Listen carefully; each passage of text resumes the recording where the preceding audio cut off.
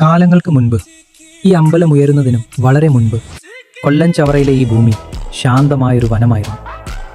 കാലികളെ മേയ്ക്കുന്ന കുറെ ഇടയബാലന്മാർ മാത്രമായിരുന്നു അവിടുത്തെ സന്ദർശകർ. ഒരു നാൾ അതിശയകരമായ ഒന്ന് സംഭവിച്ചു. ഒരു കല്ലിൽ നാളികേരം ഉടയ്ക്കാൻ ശ്രമിച്ച കുട്ടികൾ ഞെട്ടിത്തെറിച്ചു. ആ കല്ലിൽ നിന്നും ചോര പൊടിയുന്നുണ്ടായിരുന്നു. വനദുർഗയുടെ അദൃശ്യ സാന്നിധ്യമായിരുന്നു. അന്ന് വിളക്ക് വെക്കാനും പുഷ്പങ്ങൾ അർപ്പിക്കാനും അവിടെ സ്ത്രീകളാരുമില്ലായിരുന്നു. അപ്പോൾ ആ കുരുന്നുകൾ എന്തു ചെയ്തുവെന്നോ? അവർ പെൺകുട്ടികളെപ്പോലെ വേഷം ധരിച്ച് ദേവിക്ക് പൂജകൾ ചെയ്തു. ആ നിഷ്കളങ്കമായ ഭക്തിയാണ് ഇന്നത്തെ ഈ വലിയ ഉത്സവത്തിൻ്റെ തുടക്കം. ചമയം എന്നാൽ അലങ്കാരം, വിളക്ക് എന്നാൽ ദീപം. അതാണ് ചമയവിളക്ക്.